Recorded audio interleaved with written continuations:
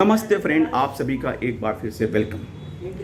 Friends, आज मैं बैठे बैठे सोच रहा था कि बैंक रिटायरीज की क्या स्टेटस है। 37 साल 40 साल तक काम करते करते बैंक से निकल के आए, इस आशा में कि आने वाले दिन अच्छे गुजरेंगे। एक सम्मानित संस्था से रिटायर्ड होने वाले व्यक्ति, आपको याद होगा कि जब बैंकों में भर्ती होती थी तो एक प्रेस्टिजियस माना जाता था कि बैंक में काम कर रहे हैं, और रिटायर होने के बाद एक सामान्य स्थिति से आराम से आदमी ज़िंदगी गुजर करेगा। लेकिन यहाँ तो हमारी संस्था ही, जिसके लिए हमने अपना जीवन समर्पण किया, कम से कम 30 साल 35 साल 37 साल लोगों ने 21 साल की उम्र में 18 साल की उम्र में बैंक ज्वाइन किया, और वो इस समय कठिन दौर से गुजर रहे हैं। बीमारी, दवा, रोटी, सबके लिए कुछ नहीं कहीं नहीं संघर्षरत है। और ऐसा नहीं है कि सारे लोग वेल सेटल्ड हैं अथवा उनके बच्चे इस लायक हैं कि जो उनका पालन पोषण कर सके। अपने दम पर जीने वाले व्यक्तियों को कितनी कष्ट हो रही है, ये ना सरकार सोचती है, ना IBA सोचती है, और ना हमारे यूबीयू के लीडर्स CS वेंकटाचलम सोचते हैं। हर बात में अड़ंगा लगाने वाला व्यक्ति कहता है कि पैसे पेड़ पे नहीं उगते हैं। ये दुनिया जानती है, अगर पैसे पेड़ पे उगते तो पेंशनर आपसे डिमांड नहीं करते, वो तोड़ लेते और अपना जीविकोपार्जन चलाते। लेकिन वो मजबूर है, वो नहीं कर पा रहे हैं, क्योंकि ऐसा नहीं होता है। घड़ी घड़ी पे, समय समय पे आप देखिए, हो सकता है कि जब हम अपने जॉब में करते हों तो हम इस बारे में नहीं सोचते थे, लेकिन अब हमारा ध्यान जाता है। हम लोग घंटों सोचते रहते हैं अब यही कि आखिर में कब तक इंतज़ार करेंगे। कोई लिमिट है, कोई घड़ियां हैं। आपको याद है कि bank pension updation case Shri MC Singla नहीं है, उन्हें नहीं पता कि इस केस में क्या होना है, लेकिन वो दुनिया छोड़ के चले गए। हम सभी इस आस में कि शायद अच्छे दिन आए ना आए, लेकिन जाने का दिन तो निश्चित है। तो कभी कभी सोच के लगता है कि छोटी छोटी बातों के लिए हमारे साथी कहते हैं कि स्पेशल अलाउंस 2015 में विड्रॉ किया, इंट्रोड्यूस हुआ, और स्पेशली इसलिए इंट्रोड्यूस किया गया कि आने वाले दिनों में पेंशनर्स का जो पेंशन हो वो कम हो जाए, क्योंकि सर्विंग एम्प्लॉय को तो इसका लाभ मिल रहा है, लेकिन पेंशनर्स को क्यों नहीं?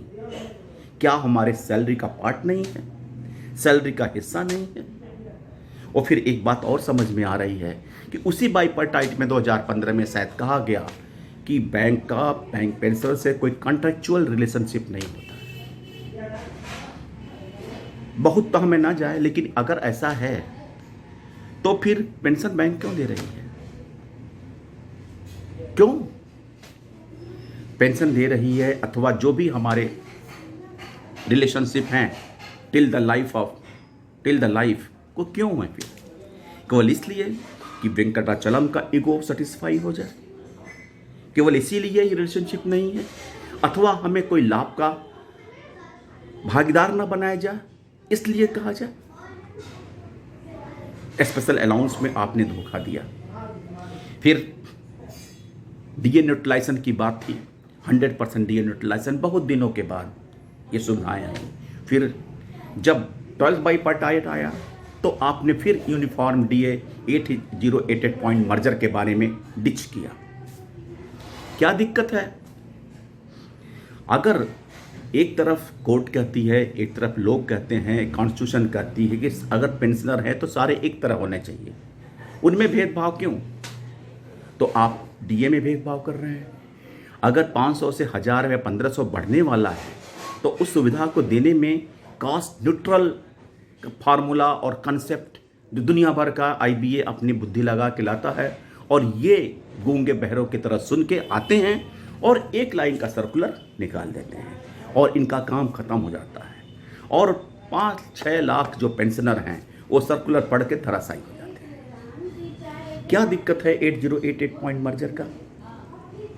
चलिए, फिर आप बात करते हैं कि बहुत कहने सुनने के बाद 12th बाइपार्टाइट में पता नहीं किसके दिमाग से कहाँ की उपज आई कि ऐसा फार्मूला बना के एक्स ग्रेसिया लाए। अगर ऐसा ही था तो फ्लैट 5,000 का आप पेमेंट कर देते, 5, 7, 10 कुछ भी अमाउंट एक फिक्स करते, क्लर्कल को 4,000, ऑफिसर को 5,000, इस तरह कर देते। तो आप ऐसा फार्मूला ढूंढ के ले आए जो आइंस्टीन भी ढूंढ के नहीं ला पाता, वो फार्मूला ढूंढ के लाए। उस फार्मूले में कोई 1600, कोई 2100, कोई 2400 पा रहा है, और फिर हम डीए नहीं देंगे, no DA on that ex gratia. वाह, क्या दिमाग लगाया। अरे क्रश करना है तो ऐसे निरी दुर्बल को क्रश क्यों कर रहे हो? क्रश करना है तो कॉरपोरेट पे लगाओ ना, कॉरपोरेट पे आप ब्याज दर दीजिए जिससे आपकी कमाई हो सके, तब तो वहाँ करोड़ों करोड़ों रुपया राइट ऑफ हो जाएगा। टेक्निकलिटी की बात ना करिए, मुझे पता है, लेकिन राइट ऑफ हो जाएगा। वीडियोकॉन, बड़े बड़े ऐसे संस्थाएं। लेकिन जब एक्स ग्रेसिया का पेमेंट करने का हुआ तो आइंस्टीन न्यूटन का फॉर्मूला आया, इसमें 0.2, इसमें 0.3, इसमें 0.4 कैलकुलेट किए जाएंगे। खैर चलिए, आपने कहा कि हम इसको रिव्यू करेंगे। रिव्यू का मतलब क्या? रिव्यू का मतलब हाथ जोड़ के नमस्ते करेंगे। फिर 24 बीता, अप्रैल 25 बीता, फिर एक दिन ये खबर आई कि ये अगले साल तक चलेगा, 1 ईयर फर्दर मोर। और हमारे जो आईबॉक के intelligent and intellectual leaders Shri Rupam Rai का स्टेटमेंट, पता नहीं कहाँ से अपनी फार्मूला बता के भाषण में ताली लगवा के चले गए। लेकिन रिव्यू का मतलब केवल 1 साल बढ़ाना होगा। रिव्यू का मतलब ये रिव्यू नहीं हुआ कि अमाउंट रिव्यू करना है। चलिए, यहाँ भी ये भी चलिए, हमने बर्दाश्त किया। फिर उसके बाद हम बात करते हैं कि हेल्थ इंश्योरेंस स्कीम की। हर साल रिन्यूअल के पहले पूरा मंचन होता है ड्रामे का। सर्कुलर आते हैं, सर्कुलर जाते हैं, L1 होता है, L2 होता है, L3 होता है, और जब धमाका खुलता है तो हमारे रिटायरी साथी सर पकड़ के बैठ जाते हैं कि इसका इंतज़ाम कहाँ से करें।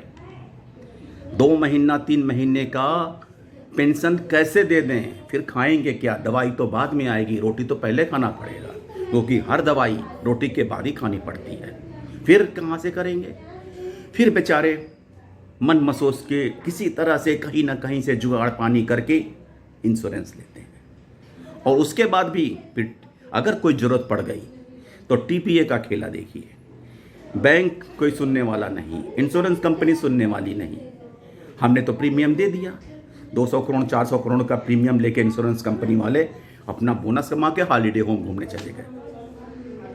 किसकी वजह से? इन्हीं लीडर्स की वजह से। खंडेलवाल कमेटी के हिसाब से क्यों नहीं वो सुविधाएं हमको मिलती? क्यों नहीं बैंक बिगर करती हमारे प्रीमियम को? क्यों दही लगे हैं हमारे यूपी के लीडर्स में इस बारे में बात करने के लिए? उनके पॉकेट से पैसा जा रहा है। सारे समझदार लोग हैं। फिर इसके बाद हेल्थ इंश्योरेंस की मतलब एक्स ग्रेसिया नहीं, यूनिफॉर्म डीए मर्जर नहीं, हेल्थ इंश्योरेंस नहीं, और पेंशन अपडेशन की बात क्या करें? पेंशन अपडेशन की बात, सारे क्लाज, सारे रेगुलेशंस, सब कुछ फेल। केवल एक बात, हमें नहीं देना है, नहीं देना है। आप लाख कहते रहिए हमारा पेंशन फंड है, हमारे क्लाज में ये लिखा हुआ है, 95 में, 35(1) में, 56(1) में, अब पूरी कहानी बनाइए। But IBS says no to no, UBU says पैसा नहीं है, आईबॉक्स से बात करेंगे, करते रहेंगे, लेकिन रिलीफ मिलने के नाम पर बिग जीरो। फिर इसके बाद संदर्भ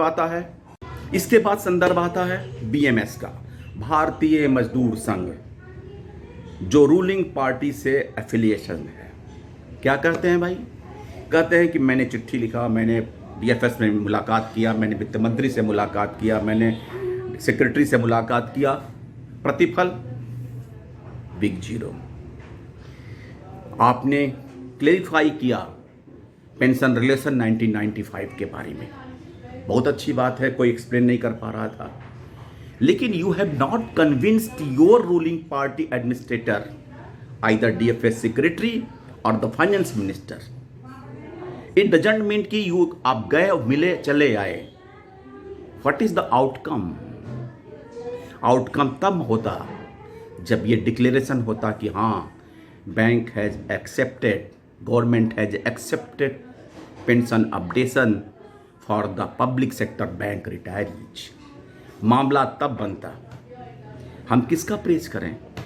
वित्त मंत्री 3 साल पहले से कह रही हैं OROP होना चाहिए, हम बैंक रिटायरीज हमारे फैमिली मेंबर्स हैं, उनको ध्यान देना चाहिए।